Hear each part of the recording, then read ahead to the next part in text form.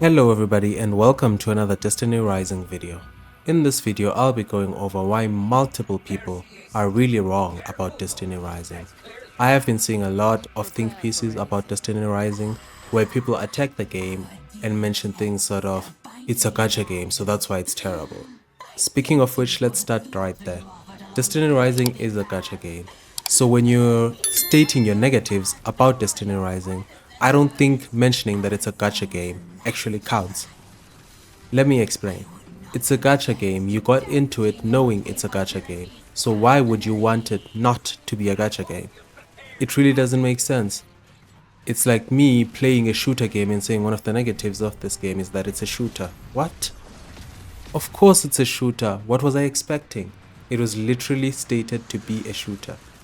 Now, I also want to speak on the fact that it's a gacha game being a negative. I actually find gacha games to be one of the best games to play. Let me land, I'll explain. Rather than me paying $40 for every DLC, every update in this game will be free. The only thing I'll have to spend on is characters if I want to spend, because for gacha games you can get most of the characters without spending a dime. I say most because usually you have to skip one or two if you lose the 50-50. Now let's get to something else. There is no 50-50 in this game. This game has 60 draws to guarantee a character, which is very low compared to the 90 PTs, the 80 PTs, the 50-50s, where you can get a totally different character. Here, every character is guaranteed, and you get 30 pulls to guarantee your first 5-star. That is something. You get 180 selector. I mean, this is by far the most free-to-play friendly gacha game I know. One of the most free-to-play friendly gacha games I know. And there is no weapon banner. The mythics, the exotics, you can all be farmed for. You can farm for weapons. So really, when you start saying one of the negatives of this game is that it's a gacha game, it really doesn't make sense to me. You can cry about the monetization of games, but crying about the gacha, that it's a gacha game without even understanding the concepts of gacha games and how the benefits basically of a gacha game. I don't have to pay $40 for a DLC. I don't have to pay $40 for the next patch that's gonna come out. The next patch that comes out, whether it comes with a new area, new mechanics, I get to play that for free. And I'm playing as a free-to-play player. And I have almost all characters except, what's his name? Lightning guy with the spear and a clone. I forgot his name. But I don't have him. And that's totally fine. That is totally fine. I will get him.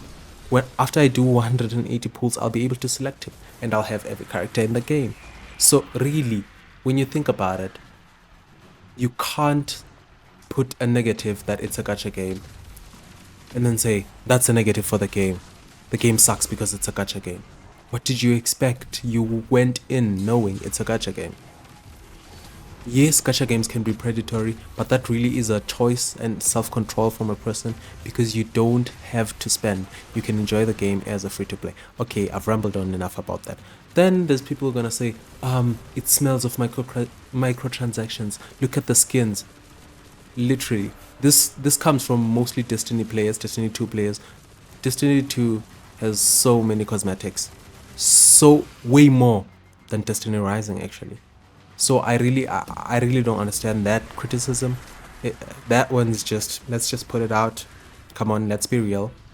And then there's people who are gonna say the content is time gated, so that's a negative. Come on now. Even Destiny 2 was time gated, so I don't understand. The time gating in Destiny Rising actually helps. I'll explain. The time gating in Destiny Rising actually helps because it gives you time to interact with all the game's mechanics rather than throwing everything at you. You see, the way the story is set up is that each, like sparrow racing is introduced at a point in time where you learn it in the story. That's another positive for Destiny Rising. All it's, except for the, what's it called? The gear. You are not really guided on how what you use this on, what you use this resource on, what you use this resource on. That's the one thing that I feel like the guides has been lacking. But for everything else, they've introduced it seamlessly with the story. They introduced fishing seamlessly, sparrow racing, everything has been introduced seamlessly, and that's because I'm gonna say the time gating mechanic. The time gating mechanic is what causes us to sort of get time to interact with everything. For an example, before we can unlock the 9, that farming level, before we could unlock that, we were busy with something else. We had to spend our energy on something else, and that made us understand where to get different things for the game. Before we unlocked mythic, exotic weapons farming, we had to work with the artifacts. We had to spend our energy on the artifacts and understand how artifact works. So there is a positive to time gating, but I understand not loving time gating. It feels a bit restrictive, especially if you know everything about the game. But I do understand why they did it. I really do understand why they did it. Now let's speak on something else that people sort of bring as a negative for Destiny Rising, which is the energy system. Now for this one, I understand. You want to be able to do as much as you want, freely farm as much as you want, but then I am yet to meet a gacha game without an energy system, and I feel like it's kind of part and parcel of an energy system. Of a gacha game, I mean. It's a gacha, it'll have an energy system. What do you mean? But one of the things about the energy system in Destiny Rising that is better than majority of the gachas is that it does not recover over time. It recovers at a point in time and it's fixed for the day. Why is this good is that it does not give you the FOMO. Like gachas work on FOMO. They want you to log in constantly, you know? You need to log in, you need to... If you're not logging in, you're capped on energy, so you're wasting energy. But for Destiny Rising, you know that if you've got more than enough to feel the 120 energy you get in a day, you're done. You don't have to log in at any other point except at the end of the day if you want to. Log in, play the game, spend all your energy, and you're done. Not worried about, okay, I was kept up on energy and I wasted energy whilst I was gone, whilst I was busy, especially if you're a working person.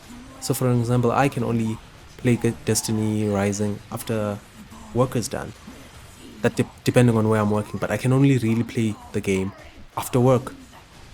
So that's something that I am very grateful for Destiny for that. I don't feel like I'm wasting energy and I'm falling behind from people because I'm kept on energy. I just know that I spend enough energy to open up space for the 120 for the day. When the 120 for the day comes in, that's it. I can spend it whenever I want to. It's up to me. As long as I spend it before the day ends, I've done enough. That is it respects your time. That is a real respect for your time. Even the grind for weapons respects your time. That's another thing people throw at, that gacha games do not respect your time. This one does. Farming for mythic weapons. Like if you do the raid, it's like 15% chance to get an exotic, not even a mythic, an exotic, and we can farm for mythics and we can farm for exotics at 1%. I know you're gonna feel like that doesn't respect your time, but you get mythics there, and from the raid you can get the exotic at 15% chance. I feel like what Destiny Rising has done has potential to be one of the greatest games, one of the greatest gacha games we have right now, because they've really listened to player feedback and have taken all the negatives out of the gacha games that are currently available. They've taken them all out and they've been like, you know what, we can work on that, we can make it better. Finally, whilst we're on monetization and energy systems, the battle pass is $5. Where have you seen a battle pass for $5? Okay, maybe Call of Duty Mobile does have it, but for a gacha game, that is rare. In fact, that is not found anywhere. The battle pass is $5, and really, that is amazing. That is good, and hopefully that starts to spread across the industry. No more $20 battle packs, battle passes, just $5. Okay, finally, I know I've been attacking a lot of things. One thing I do agree on, where Destiny Rising is fumbling or fumbled, the AI voices. Now, I do not work with AI. No, let me rephrase that. I work with AI, so I don't really hate AI as it does not replace my job. I have to work using it. But I understand that it's replacing jobs when the voice acting is literally going to be AI. It's literally replacing people's jobs. And for that, I understand. I understand that hate. They can get all the slack there because why? They could have done so much better hire voice actors for that. NetEase is a really big company, so why are they using AI voices? I truly understand that, and in that, really they've dropped the ball. I really believe they dropped the ball there. But other than that, all the other criticism I'm hearing really doesn't make sense to me. This is one of the most free-to-play friendly games out there, and it is really good and fun. It's a lot of fun. That's another thing. It is a lot of fun.